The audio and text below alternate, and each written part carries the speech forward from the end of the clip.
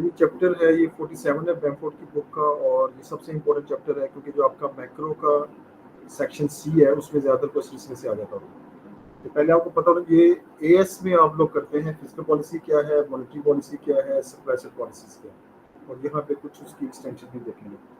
लेकिन कंपोजिट वाले जो बच्चे हैं जो जहाँ जो बातें हम यहाँ करेंगे वो आप उसमें भी डिस्कस कर सकते हैं, एएस के पेपर में डिस्कस कर सकते हैं। इफेक्टिवनेस इनके असल में हम पॉलिसीज की एवेल्यूएशन करने लगे। लास्ट टाइम जैसे हमने डिस्कस किया था कि economic growth, low employment, balance of payment, इन सब का आपस में रिलेशनशिप क्या है, तो वो हमने रिलेशनशिप लास्ट टाइम डिस्कस कर लिया था। तो यहाँ पे बस ये ध्यान में रखें ओवरव्यू के तौर पे कि फिजिकल पॉलिसी क्या होती है। फिजिकल पॉलिसी वो पॉलिसी है जो कि गवर्नमेंट इंप्लीमेंट करती है। गवर्नमेंट इसे इंप्लीमेंट करती है और इसकी रीज़न ये है, गवर्नमेंट इसे इंप्लीमेंट करेगी और गवर्नमेंट के टूल्स जो हैं वो दो हैं, गवर्नमेंट टैक्सेस यूज़ करेगी और गवर्नमेंट यूज़ करेगी गवर्नमेंट स्पेंडिंग। ये दो टूल हैं गवर्नमेंट के जो कि गवर्नमेंट यूज़ करती है to affect macro economic growth. इन दोनों टूल्स को यूज़ किया जाता है इस तरीके से कि एडी हमारा ज़्यादा हो जाए या एडी कम हो जाए, वो एज पर ऑब्जेक्टिव है। एज पर ऑब्जेक्टिव के आप चाहते क्या हैं, अब हम क्या चाहते हैं वो भी डिस्कस कर लेते हैं। अगर हम ये चाहते हैं कि हमारा एम्प्लॉयमेंट ज़्यादा हो जाए और जीडीपी ज़्यादा हो जाए, ये दो बेसिक चीज़ें हैं, इनको अगर हम ज़्यादा करना चाहते हैं तो हम एडी को भी इंक्रीज़ करना चाहते हैं। एडी भी कैसे इंक्रीज़ होगा, गवर्नमेंट क्या करेगी, टैक्सेस को कम कर देगी और गवर्नमेंट स्पेंडिंग ज़्यादा कर देगी। इसको हम कहते हैं एक्सपेंशनरी फिस्कल पॉलिसी। अगर गवर्नमेंट ये चाहती है कि इन्फ्लेशन को ठीक किया जाए, इनके प्राइस लेवल जो है वो उसे कंट्रोल कर लिया जाए, तो प्राइस लेवल को कंट्रोल करने के लिए गवर्नमेंट क्या करती है, टैक्सेस को टाइट करके, यानी कि टाइट का मतलब कि टैक्सेस ज़्यादा कर दिए जाते हैं, गवर्नमेंट स्पेंडिंग कम की जाती है। इसकी वजह से एग्रीगेट डिमांड बैकवर्ड शिफ्ट करता है। एग्रीगेट डिमांड बैकवर्ड शिफ्ट करेगा, इसे कहते हैं contractionary monetary contractionary fiscal policy. इसका दूसरा नाम भी है, इसे हम इजी पॉलिसी भी कहते हैं एक्सपेंशनरी को, और कॉन्ट्रैक्शनरी को कहते हैं टाइट। टाइट काम करने का मतलब है कि टैक्सेस आपने बढ़ा दिए गवर्नमेंट ने, तो ये पीछे दास्तान है इसके। ठीक है, ये आप सारा एएस में कर चुके हैं। अब हम ये देखने लगे हैं कि इसका इफेक्ट क्या होगा। ठीक है, अब इसकी डायग्राम भी आपके जहन में है कि एक्सपेंशनरी फिस्कल पॉलिसी और कॉन्ट्रैक्शनरी फिस्कल पॉलिसी, अगर दोनों को हम एग्रीगेट डिमांड इसमें हम ज़्यादा करेंगे तो ऊपर आपको सारी स्टोरी बताइए, उससे क्या होगा कि हमारा प्राइस लेवल देखो राइज कर जाएगा, लेकिन हमारा ये वाला ऑब्जेक्टिव जो जीडीपी हमने ठीक करना था वो राइज कर जाएगा। इधर रियल जीडीपी और इधर जो है वो प्राइस लेवल हमने करना। कॉन्ट्रैक्शनरी पॉलिसी में क्या करता है, गवर्नमेंट ने ऐसा एक्शन करनी है कि टैक्सेस ज़्यादा करने से एग्रीगेट डिमांड बैकवर्ड शिफ्ट करेगा, ये एएस है, और प्राइस लेवल यहाँ पे ठीक हो जाएगा, लेकिन ये वाला काम यहाँ पे खराब हो जाएगा, जो जीडीपी जो है वो फॉल कर जाएगा। यहाँ पे ये पॉजिटिव है और ये वाला नेगेटिव है, ये वाला नेगेटिव फैक्टर है इसका। ठीक है, ये सारी डिटेल एएस में कर चुके हैं। यहाँ पे ये वाला फैक्ट नेगेटिव है और ये पॉजिटिव है, क्योंकि हमारा ऑब्जेक्टिव ये था। जब ऑब्जेक्टिव इसको ठीक करना है तो हमने एक्सपेंसिव पॉलिसी यूज़ करनी है, जब ऑब्जेक्टिव इन्फ्लेशन को ठीक करना है तो फिर हमने कॉन्ट्रैक्शनरी पॉलिसी यूज़ करनी है। अब ये बात आपके जहन में है, अब देखें वो क्या कह रहा है। पहला ऑब्जेक्शन, पहला उसने बस लिंक बता दिया कि economic growth and low employment versus balance of payment stability and price stability. जब एक्सपेंसिव फिस्कल पॉलिसी यूज़ करते हैं तो उससे एक्चुअल इकोनॉमिक ग्रोथ राइज करती है। अब जरा याद करो, इकोनॉमिक ग्रोथ जब हमने की थी, एक्सपेंसिव फिस्कल पॉलिसी क्या है, एडी शिफ्ट हुआ ना, तो एडी का शिफ्ट होना एक्चुअल इकोनॉमिक ग्रोथ। ठीक है, ये एक टॉपिक भी आपके जहन में आ गया, इकोनॉमिक ग्रोथ हमने A2 में किया था। उसकी वजह से क्या होता है कि अनएम्प्लॉयमेंट हमारी रिड्यूस होगी, जो भी आपकी सारी डायग्राम बना के बताई गई वाली। ठीक है, ये फैक्ट आपने जहन रखना है, माइंड में आपके डायग्राम को। लेकिन इससे नुकसान क्या होता है, इससे डिमांड में इन्फ्लेशन हो जाती है और इंक्रीज इन डेफिसिट हो सकता है। वो कैसे, वो भी जरा लिंक जरा समझ लें। जब जीडीपी राइज करेगा, जीडीपी के राइज करने से लोगों की living standard, employment, income rise करेगी। इनकम राइज की तो लोग इंपोर्ट ज़्यादा करेंगे, इंपोर्ट के ज़्यादा करने से हमारा जो बैलेंस ऑफ पेमेंट है वो क्या डेफिसिट में चला जाएगा। तो ये इसमें से एक नेगेटिव फैक्टर हमने निकाला कि वो नेगेटिव फैक्ट इन्फ्लेशन के साथ एक और ऐड हो गया, जो कि उसने यहाँ पर डिस्कस किया कि increase in deficit and current account of the balance sheet. Contraction policy क्या करती है, can improve two of the macro economic objective. ठीक है, जो अच्छा जो इसके पॉजिटिव थे ना, जो इसके पॉजिटिव थे वो इधर नेगेटिव फैक्ट होंगे, जो इसके इधर नेगेटिव थे ये पॉजिटिव फैक्ट होंगे। इधर नेगेटिव क्या बताए कि प्राइस लेवल राइज करेगा और करंट अकाउंट डेफिसिट हो जाएगा, इधर ये पॉजिटिव हो जाएंगे, प्राइस लेवल कम हो जाएगा और करंट अकाउंट सरप्लस हो जाएगा। ये दो बातें देखो इसमें आप of the macroeconomy objectives, contractionary fiscal policy can improve two of the macroeconomic objectives। कौन कौन से, बैलेंस पेपर डेफिसिट उसको सही कर देगा और दूसरा आपको पता है इन्फ्लेशन, लेकिन दो खराब कर देगा। वो दो कौन से हैं, जीडीपी और employment. In this case lower aggregate, बहुत सारी स्टोरी आपको बताइए सारी वो ये। अब ये जरा समझें, ये बड़े इंपॉर्टेंट कंसेप्ट है, क्राउडिंग आउट और क्राउडिंग इन। ये उसने डाटा रिस्पॉन्स में भी 4 नंबर का पूछा था, बताओ क्राउडिंग आउट क्या होती है। अब जब फर्ज कर लो, अब ये लॉजिक आपने समझ ली ध्यान से, गवर्नमेंट ने अपनी स्पेंडिंग ज्यादा की, गवर्नमेंट की स्पेंडिंग ज्यादा करने से, या अच्छा ये कौन है, ये न्यू क्लासिकल इकोनॉमिस्ट ये सोच रहे हैं। वैसे आप नाम लिए बगैर भी इन्हें कह सकते हैं कि जनाब ये लोग हैं जो ये इनका व्यू है। न्यू क्लासिकल इकोनॉमिस्ट ये कहते हैं कि जब गवर्नमेंट स्पेंडिंग ज्यादा करे, यानी कि ये कौन सा केस है, ये एक्सपेंशनरी फिस्कल पॉलिसी। जब गवर्नमेंट स्पेंडिंग ज्यादा करे उससे लोग बोरिंग ज्यादा करेंगे, फाइनेंस, गवर्नमेंट ने बोरिंग ज्यादा की, हाई गवर्नमेंट स्पेंडिंग, क्योंकि गवर्नमेंट ने बोरो ज्यादा। अब गवर्नमेंट ने बोरो कहाँ से किया, अब इस डिटेल में हम नहीं जाते। वैसे गवर्नमेंट के पास दो सोर्स है बोरो करने के, या तो आईएमएफ से लोन लेगी बाहर किसी कंट्री से, या बैंकों से लोन लेगी। उससे क्या होगा, reduce funds available to lend to the private sector. यहाँ पे जूम कर रहा है कि बैंकों से ले रहा है गवर्नमेंट लोन। जब गवर्नमेंट बैंकों से लोन लेगी तो उससे क्या होगा कि जो funds available to private sector वो कम हो जाएगा। उसकी वजह से जब फंड ही कम है तो जो रेट ऑफ इंटरेस्ट है वो ड्राइव अप कर जाए, ऊपर चला जाएगा। जब ये ड्राइव अप किया तो इसकी वजह से reduction in the funds available and the rise in interest rate की वजह से कंजम्पशन रिड्यूस कर जाएगी, किसकी, प्राइवेट सेक्टर की। तो प्राइवेट सेक्टर जब कंजम्पशन रिड्यूस करता है, इसको हम कहते हैं क्या हो गया, क्राउड आउट हो गया। अच्छा, क्राउड का कंसेप्ट यूज करते हैं क्योंकि गवर्नमेंट एक सिंगल एंटिटी होती है, जबकि जो प्राइवेट सेक्टर है वो पूरी इकोनॉमी में फैले होते हैं, जो कि क्राउड होता है। तो इसे हम क्राउडिंग आउट कहते हैं। अब इसका रिवर्स क्या होगा, क्राउडिंग इन। वो क्या होगा, जब कॉन्ट्रैक्शन पॉलिसी यूज है। ठीक है, तो आपने बताना है कि एक्सपेंशनरी पॉलिसी का एक नुकसान ये हुआ, ये पूरा आपने लिंक बना के बताना है कि इसकी वजह से क्या होगा, क्राउड आउट हो गया, यानी कि स्पेंडिंग जो कम होगी। कीनीजियन बाबा क्या फरमाते हैं, कीनीजियन ये फरमाते हैं, कीनीजियन रिजेक्ट द आइडिया। अब देखो उसी बात को एक और एंगल से प्रूव करेगा, क्राउड इन होता है। अब ये है इकोनॉमिक्स की ब्यूटी। और यहाँ पे वेरी फर्स्ट कंसेप्ट जो आप यूनिट 1 में सीखते थे, वैल्यू जजमेंट। ठीक है, वैल्यू जजमेंट याद है ना, value judgement person to person और इकोनॉमिस्ट इकोनॉमी चीजें वेरी करती हैं। अब इसी चीज को ये प्रूव करेगा। Keynesians reject the idea that crowding out occurs. क्यों? They argue that crowding in occurs. This is the view that higher government spending will raise GDP by a multiple amount, या कि multiplier effect। और इस higher income की वजह से will increase saving.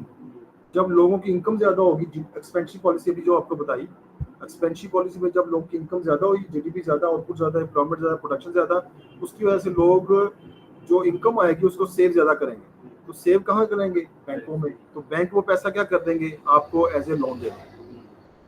ठीक है, और इसको हम कहते हैं कि ये क्या हुई, हायर इनकम की वजह से एक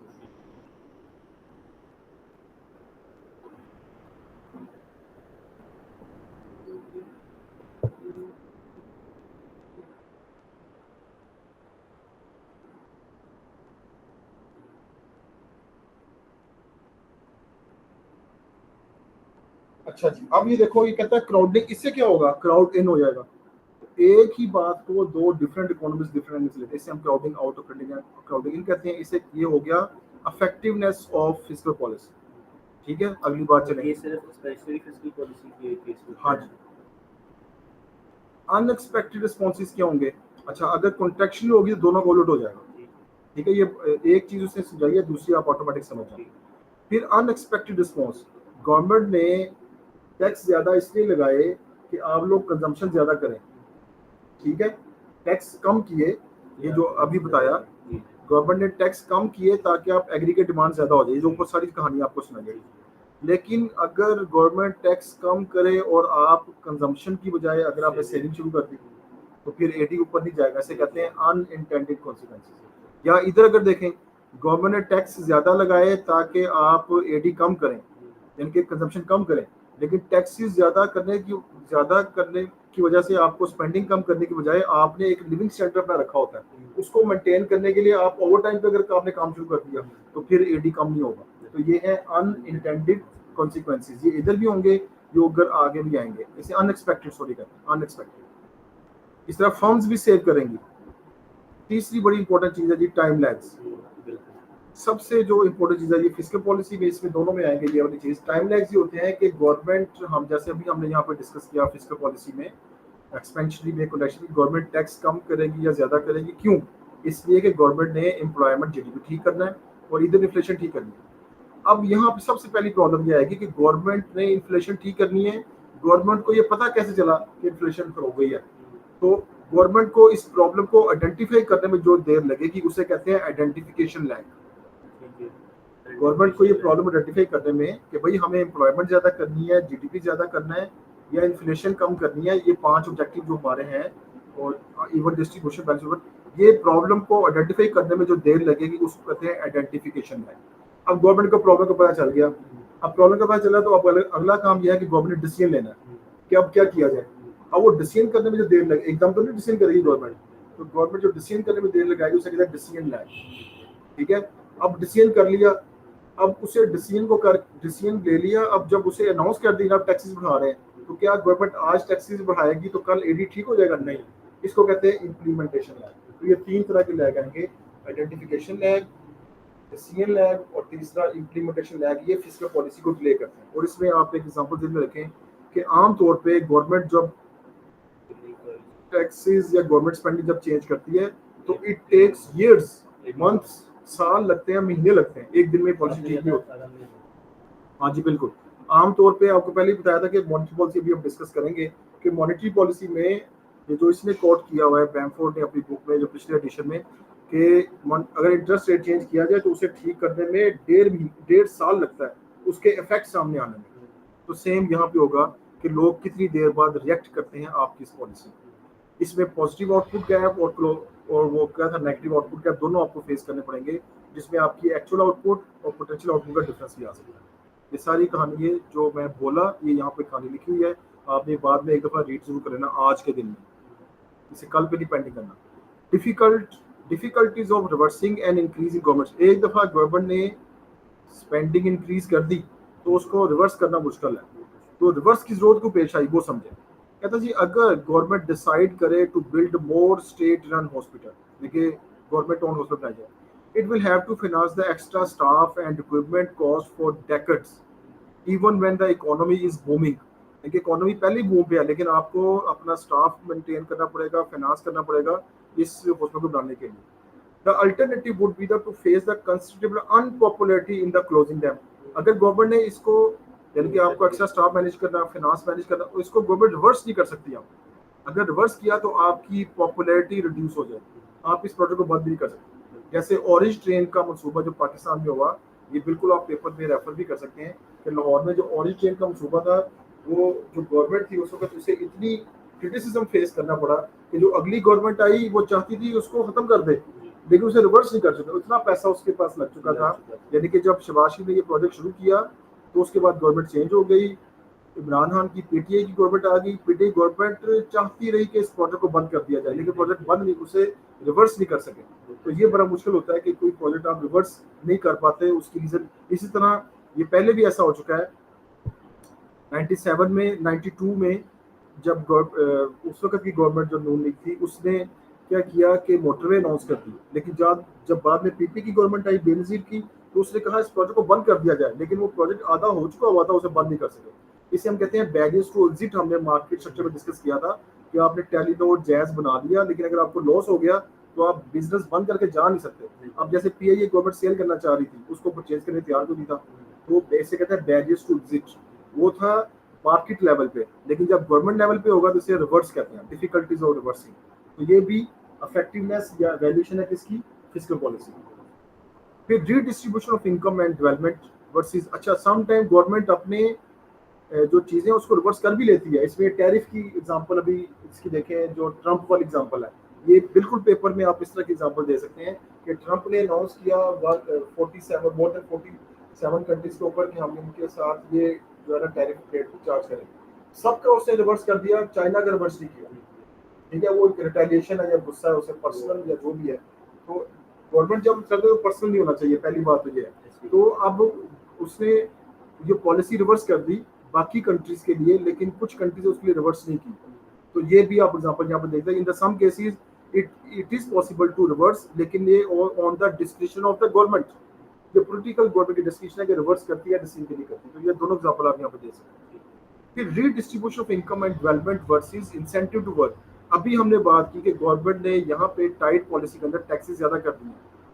टैक्सेस ज्यादा करने से क्या होता है, जो इंसेंटिव टू वर्क है, जो लोग टैक्सेस पे कर रहे हैं, वो कहते हैं यार गवर्नमेंट हमसे पैसा लेके उन लोगों के ऊपर स्पेंड कर रही है जो कि काम नहीं कर रहे, ट्रांसफर पेमेंट्स है या गवर्नमेंट ने कहीं और स्पेंडिंग करनी है।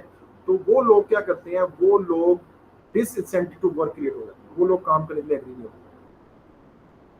लेकिन गवर्नमेंट ने जो गवर्नमेंट स्पेंड करती है लो इनकम कंट्रीज को, लो इनकम लोगों के ऊपर, लेकिन ये लोग जो है उस पर नाराज हो जाते हैं। तो रिस्क क्या है कि इंक्रीज इन ट्रांसफर पेमेंट जब होती है तो reduce the incentive for unemployment to seek work, कि जो अनएम्प्लॉयड लोग हैं वो काम कम पे तलाश, उसे पता है गवर्नमेंट हमारी हेल्प कर रही है। तो ये जो अनएम्प्लॉयड है वो फिर उतनी कोशिश नहीं करते जितनी कोशिश करनी चाहिए। तो उसकी वजह से क्या होता है, उसकी वजह से डिसइंसेंटिव, जो लोग काम कर रहे होते हैं वो डिसइंसेंटिव टू वर्क हो जाते हैं। अच्छा, ये अब नया कंसेप्ट है, ये एएस का कंसेप्ट नहीं था, ये A2 में नई चीज़ है। लेफर एक इकोनॉमिस्ट था, ये प्रेसिडेंट रोनाल्ड रीगन, ठीक है, ये वाहिद ऐसा प्रेसिडेंट गुजरा है जो कि एक्टर था पहले और हॉलीवुड का, ये बाद में प्रेसिडेंट बन गया है। उसका सेक्रेटरी था आर्थर लेफर। उसने कहा, इकोनॉमिस्ट था, एडवाइजर था उसका, उसने कहा कि आप ऐसा करें। उसका एक व्यू था, वो कहता जी जब आप टैक्स, ये वाई एक्सिस पे टैक्स रेवेन्यू है, एक्स एक्सिस पे टैक्स रेट है। उसने कहा जी आप टैक्स रेट जब इंक्रीज करें तो टैक्स रेवेन्यू हमारा राइज करेगा अगर टैक्स रेट इंक्रीज कर दिया जाए, लेकिन कहाँ तक, अप टू 40%। अगर आपने 40% ज़्यादा टैक्स लेने शुरू कर दिए तो लोग डिसइंसेंटिव टू वर्क या एवेजन ऑफ टैक्सेस शुरू कर देंगे, लोग टैक्स एवेड करना शुरू कर देंगे। तो वो आपने टैक्स रेट से बचने के लिए 40% से ज़्यादा टैक्स ना लगाएं। और ये उसने डाटा इकट्ठा किया अमेरिका का, और प्रेसिडेंट को ये पेश की पिक्चर, तो उन्होंने फिर रेट अपना कोशिश किया 40% से कम रखें। ठीक है, अब ये आपने इसे हम रेफर कर कहते हैं, ये एमसीक्यू में एक क्वेश्चन है कि एक्स शुरू करता है एलडीएमयू।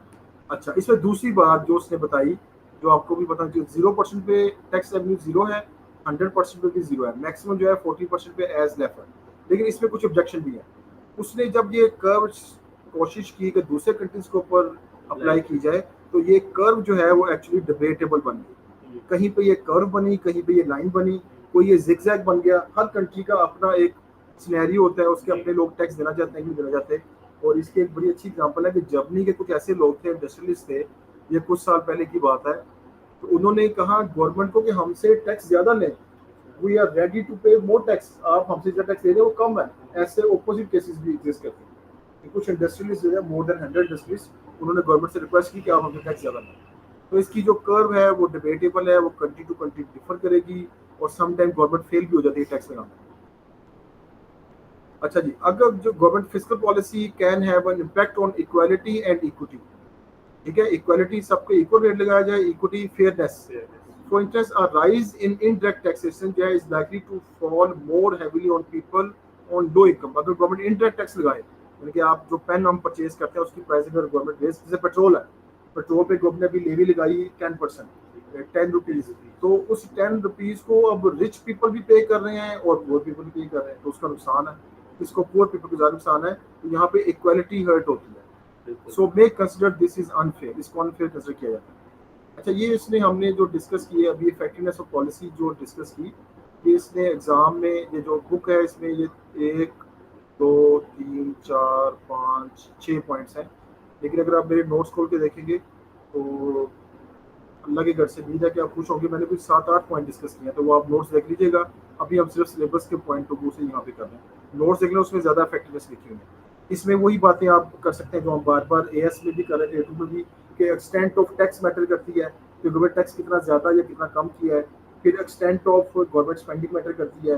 फिर उस एक्सटेंट की वजह से मैटर करेगा कि शिफ्ट में कितनी चेंज आए। तो ये वो पॉइंट है जो आप इसमें डिस्कस कर सकते हैं। वो जो हमने पेपर डिस्कस किए उसमें चीज़ें से डिस्कस की हैं।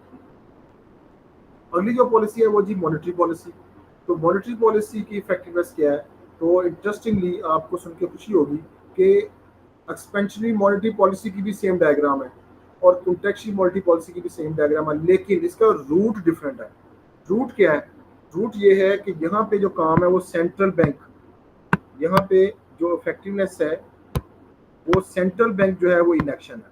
सेंट्रल बैंक क्या करता है? इंटरेस्ट रेट को ज़्यादा या कम करेगा, जिसकी वजह से मनी सप्लाई, इंटरेस्ट रेट ज़्यादा करेंगे तो मनी सप्लाई कम हो जाएगी और इंटरेस्ट रेट कम करेंगे तो उससे मनी सप्लाई राइज कर जाएगी, ये राइज कर जाएगी। तो इसको हम कहते हैं कि ये जो चीज़ है ये एक्सपेंशनरी पॉलिसी है, जिसकी सेम डायग्राम हमने सेम ये वाली बनानी है, एक्सपेंशनरी वाली। और जब इंटरेस्ट रेट ज़्यादा कर दिया जाए उससे मनी सप्लाई कम, तो इसकी जो कॉन्टेक्स्ट की डायग्राम है डायग्राम सेम बनेगी, लेकिन रूट या कॉज वो डिफरेंट है और जो कन्फ्लिक्ट है वो सेम जो हमने ऊपर डिस्कस की। अब इसकी इफेक्टिवनेस में क्या क्या पॉइंट है? इसकी इफेक्टिव, ये पहले वही बातें जो हमने पहले की है, टाइम लैग जो भी आपको बताया, फिर वही आ गया टाइम लैग। इसमें भी सेम कंडीशन है कि आइडेंटिफिकेशन लैग, डिसीजन लैग और इम्प्लीमेंटेशन लैग। फिर यहाँ पे देखें, वहाँ हमने कहा था कि लोग उस तरीके से बिहेव नहीं करेंगे जैसा गवर्नमेंट चाहती है। यहाँ पे कमर्शियल बैंक उस तरीके से बिहेव नहीं करेंगे जैसा सेंट्रल बैंक चाहता है।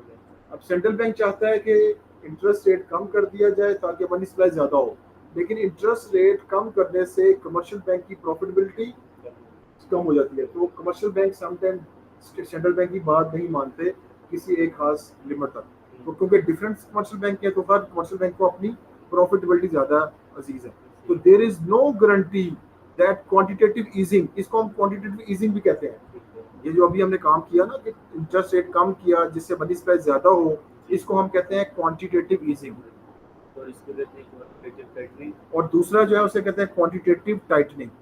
ठीक है, क्वांटिटेटिव ईजिंग का मतलब मनी सप्लाई ज़्यादा की जाए, क्वांटिटेटिव टाइट का मतलब मनी सप्लाई कम की जाए। तो अगर as per given instruction, central bank की इंस्ट्रक्शन के मुताबिक अगर बैंक उस तरह से बिहेव ना करें आइडियली, तो उसे हम कहते हैं कि ये कमर्शियल बैंक, ऐसे भी हम कह सकते हैं अनएक्सपेक्टेड रिस्पॉन्स है। लिक्विडिटी ट्रैप भी आपको याद है, वो हमने क्रीजियन थ्योरी मनी डिमांड में किया था कि अगर इंटरेस्ट रेट इतना ज़्यादा कम कर दिया जाए कि वहाँ पे लोग रिएक्ट ही ना करें, यानी कि वो, अगर आपको याद है तो डायग्राम हमने क्या बनाई थी उसकी डायग्राम ये थी कि गवर्नमेंट ने इंटरेस्ट रेट इतना कम है कि लोगों ने, ये मनी सप्लाई थी और ये मनी डिमांड थी और ये इतना कम कर दिया कि लोग यहाँ से, आपको लॉजिकली क्या होना चाहिए, अगर इंटरेस्ट रेट कम किया है तो लोग लोन जो है वो ज़्यादा लें, मनी सप्लाई ज़्यादा होनी चाहिए। तो इंटरेस्ट रेट इतना कम कर दिया, फॉर एग्जांपल ये पहले यहाँ पे था, पहले यहाँ, इतना कम करते गए तो इसकी वजह से अब लोग ये ट्रैप में फंस गए, लोग मनी ना विड्रॉ करवा रहे हैं ना मजीद डिपॉजिट करवा रहे हैं। तो ये सिचुएशन जो है यहाँ पे मॉनेटरी पॉलिसी इफेक्टिव नहीं होती। इसलिए हमने कहा था ये मनी डिमांड था MD, ये मनी सप्लाई था और यहाँ पे रेट ऑफ इंटरेस्ट डिटरमिन हो रहा था। तो ये जो सिचुएशन है इसे हम लिक्विड ट्रैप कहते हैं, यहाँ पे लोग रिस्पॉन्ड नहीं करेंगे। सर ये जो लिक्विडिटी ट्रैप में है इसमें गवर्नमेंट बॉन्ड्स का ये लोग बोल रहे थे कि इंटरेस्ट रेट उससे इन्फ्लुएंस होता है, वो उससे किस तरह होता है मुझे समझ नहीं आया। असल में वो, अगर आपको याद हो, हमने जहाँ पे डिस्कस की थी ना स्पेकुलेशन डिमांड, उसमें लिंक ये था कि इंटरेस्ट रेट का और जो प्राइस ऑफ बॉन्ड है उनका इन्वर्स रिलेशन होता है।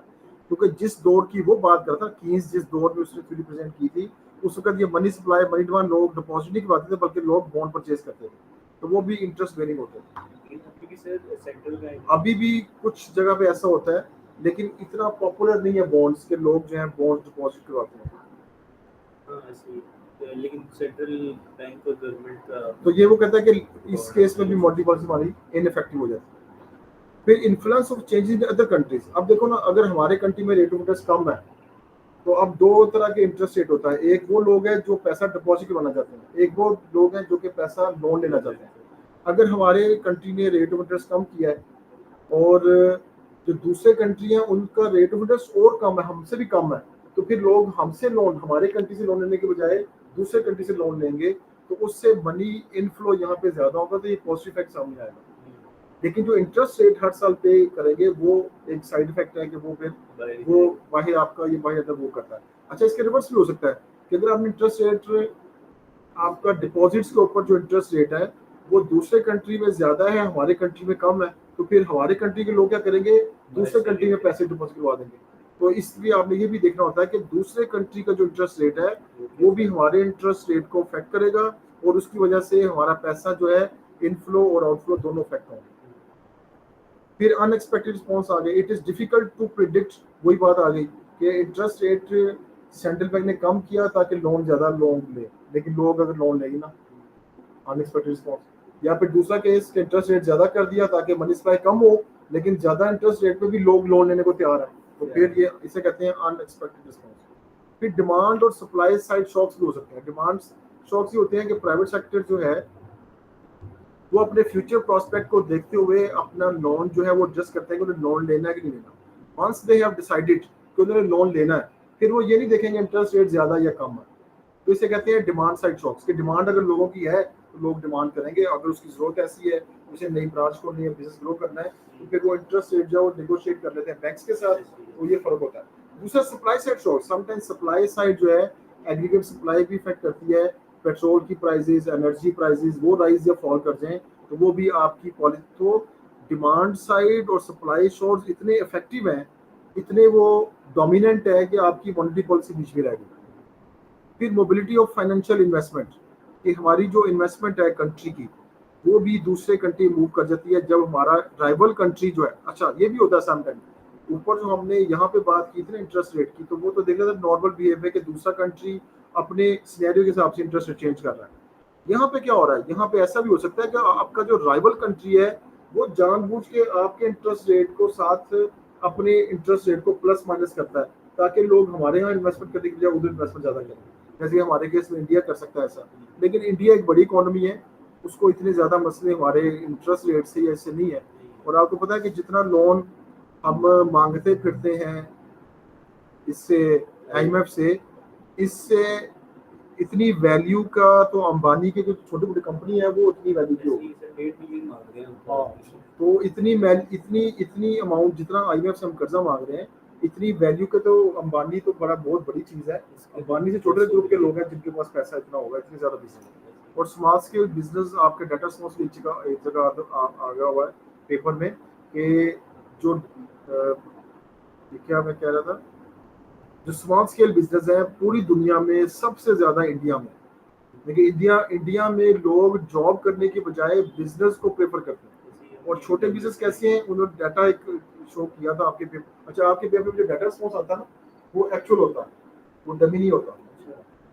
ये नहीं कि डमी कोई किसी फर्म का उठाएंगे, किसी कंट्री का, वो एक्चुअल डाटा होता है, इसीलिए उसके कॉपीराइट होते हैं। आप देखेंगे कभी कभी आप पेपर खोल पुराना पेपर पढ़ने की कोशिश करते हैं तो उसका ना वो नहीं होता, जो डाटा रिस्पॉन्स का कंटेंट वो अवेलेबल नहीं होता, नीचे लिखा होता है कि कॉपीराइट्स इसके थे। कॉपीराइट्स सिर्फ इतने मिले थे कि आप बच्चों को ही दिखा सकते हैं, कॉपीराइट्स ये नहीं थे कि बाद में पब्लिश कर सकते। और जो हमें नजर आता है डाटा, जैसे वो डाटा होता है जो पब्लिश करने के कॉपीराइट्स में दिए होते हैं। तो जो कैम्ब्रिज है ये डाटा परचेज करता है, और आजकल जो गेम है सारी दुनिया में किसकी है, डाटा के है। अच्छा, तो मोबिलिटी ऑफ फाइनेंशियल इन्वेस्टमेंट से पहले हम डिस्कस करते हैं कि हमारा जो राइवल कंट्री है वो भी असल में क्या करेगा, इंटरेस्ट रेट को ज्यादा या कम करेगा, इसलिए कि हमारे कंट्री में लोग जो है वो फॉरेन डायरेक्ट इन्वेस्टमेंट को हमारे कंट्री में डिस्करेज करना चाहते हैं। और ये सबसे इंपॉर्टेंट चीज कोऑर्डिनेशन, के कंट्रीज की आपस में कोऑर्डिनेशन भी होनी चाहिए। किन कंट्रीज की, सॉरी पॉलिसीज की, मॉनेटरी और फिस्कल पॉलिसी। मॉनेटरी और फिस्कल पॉलिसी आपस में कोऑर्डिनेट करनी चाहिए। अगर मॉनेटरी पॉलिसी एक्सपेंसिव चल रही है तो फिस्कल पॉलिसी भी एक्सपेंसिव चलनी चाहिए। अगर मॉनेटरी पॉलिसी कंट्रैक्शन चल रही है तो फिस्कल भी होनी चाहिए। ऐसा ना हो कि वो किसी और तरफ जा रही है और ये किसी और तरफ जा रही है। फिस्कल और मॉनेटरी पॉलिसी जब भी क्वेश्चन पेपर में आएगा एक्सपेंशनरी का या कंट्रैक्शनरी का, आपने इसकी डायग्राम जरूर बनानी है। तीसरी पॉलिसी आ गई जी effectiveness of supply side policy. अच्छा, यहाँ पे एक बड़ी इंटरेस्टिंग चीज देखें, सप्लाई साइड पॉलिसी के अब यहाँ पे दो हिस्से हम कर रहे हैं। पहले AS में हमने इसे दो हिस्से नहीं किए थे। सप्लाई साइड का पहला हिस्सा वो सप्लाई साइड पॉलिसी जो कि डिमांड और सप्लाई को अफेक्ट करेगी, उसे हम कहते हैं market based supply side policy. और यहाँ पे एक और बात सुनने कि हमने एक टॉपिक किया था माइक्रो के अंदर एक्सटर्नैलिटीज वाला, negative production externalities, negative consumption externalities, positive production और पॉजिटिव, उसमें भी एक दफा क्वेश्चन आ चुका है कि आप नेगेटिव प्रोडक्शन एक्सटर्नलिटी में इंटरवेंशन के ऐसे मेथड बताएं जो कि मार्केट बेस है। देखिए मार्केट बेस का मतलब जहाँ पे डिमांड सप्लाई की डायग्राम बनती है। अगर आपको एग्जांपल याद हो तो जो हमने नेगेटिव प्रोडक्शन एक्सटर्नलिटीज की थी कि फर्म जो है वो पोल्यूशन क्रिएट कर रही है इकोनॉमी के अंदर, तो उसमें गवर्नमेंट इंटरवीन करे करे करे 5 मेथड हमने वहाँ पे किए थे, जिसमें से 2 मेथड जो है वो मार्केट बेस्ड थे। एक पोल्यूशन परमिट वाला जिसमें डिमांड सप्लाई डायग्राम बनाई थी, दूसरा इनडायरेक्ट टैक्सेस वाला। ये 2 जो मेथड थे वो मार्केट बेस इंटरवेंशन थी, और जो बाकी थे गवर्नमेंट बैन लगा दे, लोगों को इन्फॉर्मेशन प्रोवाइड करे जिसमें डिमांड सप्लाई डायग्राम नहीं बनती, उसे कहते हैं नॉन मार्केट बेस इंटरवेंशन। ये बात आपने याद रखी। तो अब ये देखो, ये जो मार्केट बेस है, मार्केट बेस का मतलब कि सप्लाई साइड पॉलिसी ऐसी जिससे डिमांड और सप्लाई डायग्राम इफेक्ट हो। अब वो कौन कौन सी हैं? Role of market force, indirect tax, वही जो मैं बता रहा हूँ। डायरेक्ट टैक्स कम करने से क्या होगा? एग्रीगेट डिमांड राइज करेगी, ठीक है। कट्स इन अनएम्प्लॉयमेंट बेनिफिट, अगर अनएम्प्लॉयमेंट बेनिफिट कब किए जाएंगे तो लोगों की विलिंग टू वर्क जो है वो क्या हो जाएगी? ज्यादा हो जाएगी। देखिए demand, supply of labour increase कर जाएगी, फिर डिमांड सप्लाई डायग्राम आ गई।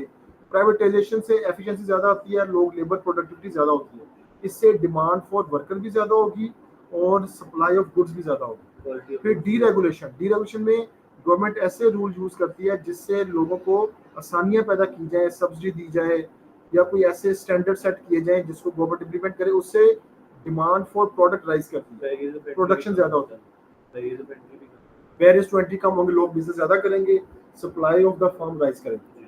फिर लेबर मार्केट रिफॉर्म्स, इसमें डिमांड ऑफ लेबर राइज करेगी या डिमांड ऑफ सप्लाई कम करेगी। अब एक एक करके सबका देखते हैं। जो इनडायरेक्ट टैक्स कम किया है गवर्नमेंट ने, अनएम्प्लॉयमेंट बेनिफिट कम किए हैं, वो डिपेंड करेगा कितना डायरेक्ट टैक्स कम किया है। इतना तो नहीं कम कर दिया कि गवर्नमेंट के पास, अब ये इफेक्टिवनेस की बात हम कर रहे हैं कि ऐसा ना हो कि इंसेंटिव टू वर्क जो है वो राइज करे या कम करे, वो भी इफेक्ट करेगा इसका। प्राइवेटाइजेशन करे, लेकिन प्राइवेटाइजेशन ऐसा ना हो कि वो डीमेरिट गुड्स बनाना शुरू कर दें। Market based supply side policy में और जो चीजें आती हैं, कंफ्लिक्ट इसका किसके साथ आएगा? इसका कंफ्लिक्ट आएगा इनकम, वो जो हम, अच्छा इसकी सप्लाई साइड पॉलिसी की डायग्राम पहले बना लेते हैं ना। इसमें जो डायग्राम बनती है, सप्लाई साइड पॉलिसीज ऐसी होती हैं जिसमें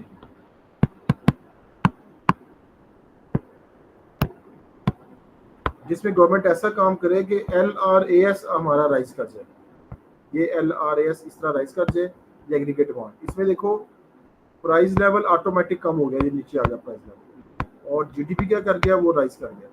इसमें जो कंफ्लिक्ट आएगा ना, वो कंफ्लिक्ट आएगा इंपोर्ट का, कि लोग इंपोर्ट ज्यादा करेंगे जिससे बैलेंस ऑफ पेमेंट डिस्टर्ब हो सकता है। और एक दूसरा आ सकता है कि जब लोगों की इनकम ज्यादा होगी तो यहाँ पे अनइवन डिस्ट्रीब्यूशन ऑफ इनकम और वेल्थ भी हो सकती है। ये 2-3 चीजें हैं जो कि इसके नेगेटिव इफेक्ट है, बाकी सारे इसके पॉजिटिव इफेक्ट हैं।